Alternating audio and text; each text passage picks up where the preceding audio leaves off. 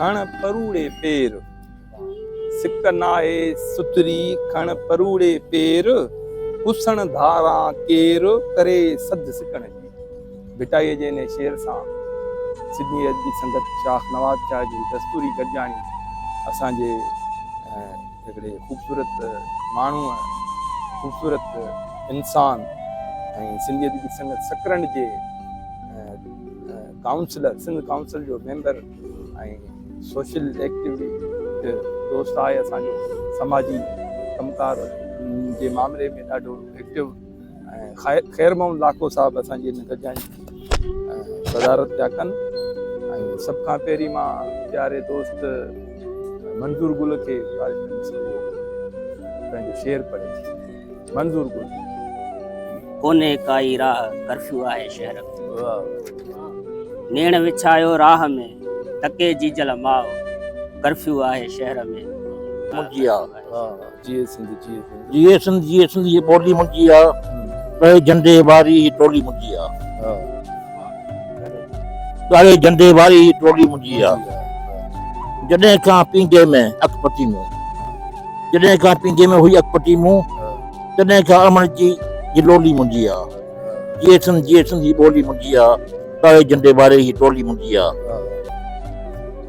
मुझे शहर में शाम थींदे ही मुसाफ़िर फुरिया वेंदा आहिनि, मुंहिंजे शहर में शाम थींदे ही मुसाफ़िर फुरिया वेंदा आहिनि। मुंहिंजे शहर में एक्सीडेंट में ज़ख़्मी थियल माण्हुनि जे जिस्मनि मां साह निकिरण खां अॻु में खीसे मां पैसा निकिरी वेंदा आहिनि। जली विया आस जा ॾीआ, अञा ताईं न आए तूं, थकी पियो आं पाए लिया, अञा ताईं न आए। वई हिन दिलि निमाणीअ खे, वई हिन दिलि निमाणीअ खे, आहे वेड़े उदासी पस। वई हिन दिलि निमाणीअ खे, आहे वेड़े उदासी पस। मिलिया हन गम मूंखे बीड़ा, अञा ताईं न आए तूं। बादल ने मां जॾहिं चंद्र पातो लियो, बादल ने मां जॾहिं चंद्र पातो लियो, याद तोखे उन वक़्त ॾाढो कयो, याद ॾाढो कयो। बादल ने मां जॾहिं चंद्र पातो लियो। कहानी जो नालो अजनबी। वो इस शहर में बिल्कुल अजनबी था जो एक शाम बरसती हुई बारिश में आया था। बारिश तो गुजर गई थी लेकिन वो वहीं ठहर गया था। कोई नहीं जानता था कि वो कौन था और कहाँ से आया था। वो लोगों की दुनिया से अलग थलग तन्हा एक चुपचाप और मुकम्मल उदास शख्स था। उसके लहजे में ऐसी उदासी थी जैसी खुदकशी के ख्याल पर संजीदगी से सोचने वाले शख्स के लहजे में होती है। उसकी आवाज़ किसी वीरान मकबरे में गूंजती हुई घंटी की तरह पुरस्कार थी। जॾहिं सिंधीअ मां उर्दू में मुनवर जी कहानी ट्रांसलेट कई आहे त उन ॿोलीअ खे जेका उर्दू ॿोली हुन इस्तेमालु कई आहे उहा ॾाढी सलीस आहे। माना सलीस आहे उहा इन हवाले सां त जेका असां सिंधी जेका उर्दू ॿोली ॻाल्हाईंदा आहियूं हीअ उन रंग वारी ॿोली आहे। त मूं चयो त इहा कहाणी मुनवर पढ़े हा त उहो हिन में हथ विझे हा। ऐं हीअ जेको तर्जुमो आहे हिन जो उहो हिन में हथ विझण जी हिकिड़ी कोशिशि आहे ऐं हिकिड़ी सुठी माना कोशिशि कई आहे। लाज़मी इहो आहे त जावेद नवाज़ जे तर्जुमे जो माण्हू कोन्हे ऐं उन हिकिड़ो उनजो तजुर्बो कयो आहे उहो ज़बरदस्त बहितरीनु। उन मां लॻे थो त हीअ अगरि ईअं उन ते कमु कंदो रहे, छो जो तर्जुमो ख़ुदि जेको आहे न उहो कहाणी जो माना अगरि अधु पासो बि अधु जहान बि अगरि कहाणी जो खणी थो अचे कहाणीकार वारे सॼे ख़्याल खे, हिकिड़ी कैफ़ियत खे, त इहा बि कामयाबी आहे। तर्जुमो एहसास कैफ़ियत ॿोली सभिनी ॻाल्हियुनि खे तर्जुमो करणु इहो हिकिड़ी माना वॾी हिकिड़ी माना सतह थिए थी हिकिड़ी। महिरबानी। असांजे लाइ अॼु हिकु ख़ूबसूरत सरप्राइज़ त जावेद नवाज़ जो तारीफ़ हिकु ख़ूबसूरत शाइर वारो हुयो, पर अॼु हिकिड़ो नओं इज़ाफ़ी माना हिकिड़ो अॼु तर्जुमे निगार जी सूरत में ज़ाहिर थियो आहे ऐं वाकई कहाणी पढ़ी ॾाढी ख़ुशी थी। मुनवर सिराज सिंधी फिक्शन जो, जदीद सिंधी फिक्शन जो हिकु आम नालो आहे।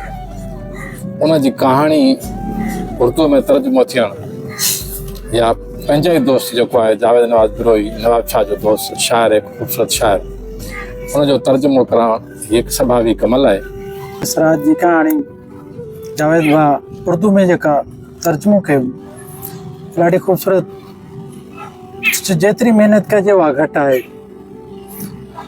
हिन कहाणी ॿुधण खां पोइ जेका असली रूह कहाणी जो आहे उहो पेश थो कजे त ॿुधण खां पोइ ईअं मूंखे बि लॻो त आउं इहो ई अजनबी माण्हू आहियां जहिड़ो गॾु मूंखे गलनि में घुमाए पियो था।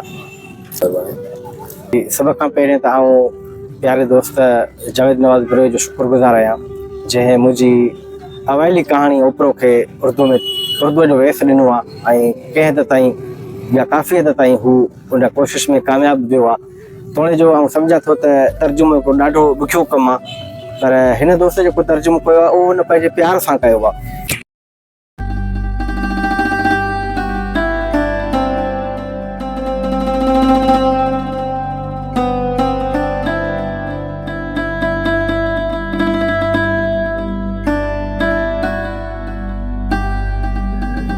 कहाणी जो नालो आहे धिको। रेलवे स्टेशन ते माण्हुनि जी ॾाढी रश हुई। चवंदा आहिनि त हुस्न रेल में ऐं मुड़ुस जेल में। घणा माण्हू रेलवे स्टेशन ते रुगो हुस्न जो जलवो ॾिसण लाइ ईंदा हुआ।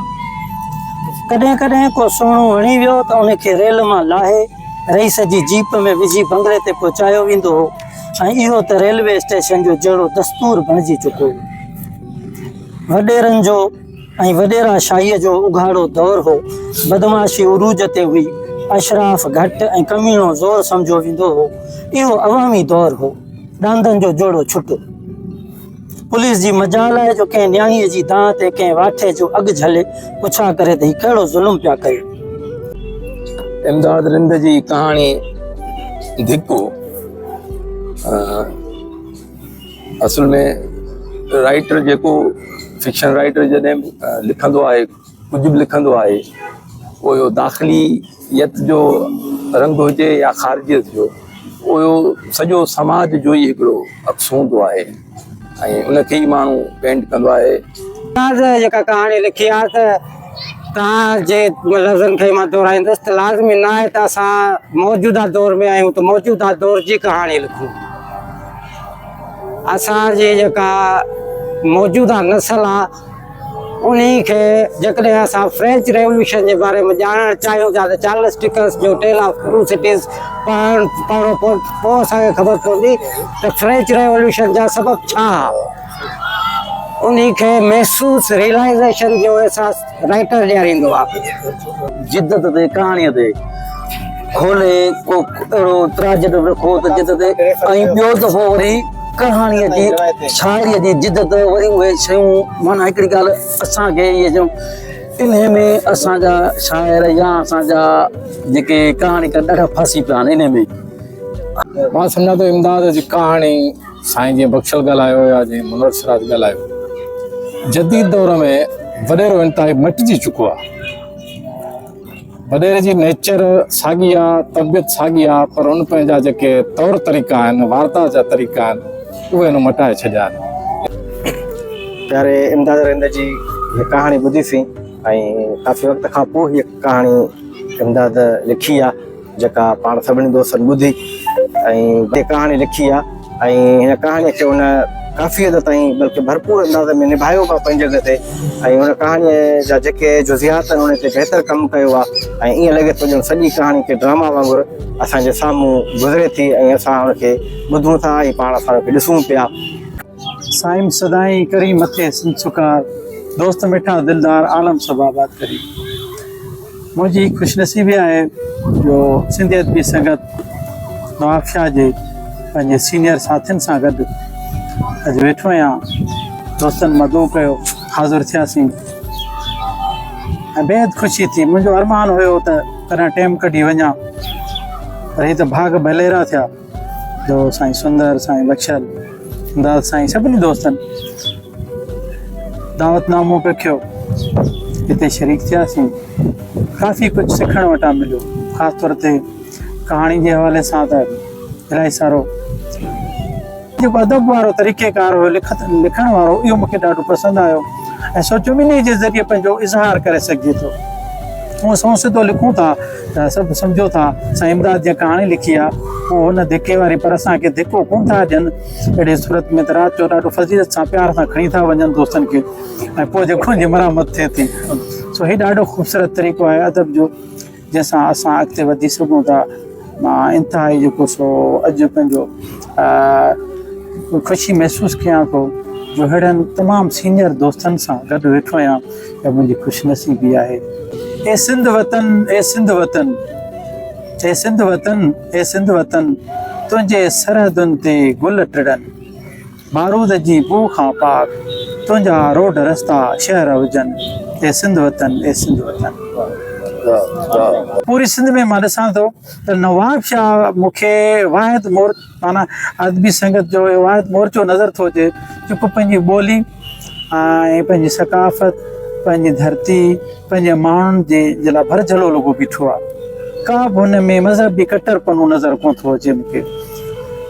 हिकु दफ़ो मां सभिनी दोस्तनि जो शुक्रगुज़ार आहियां जिन मूंखे मान ॾिनो।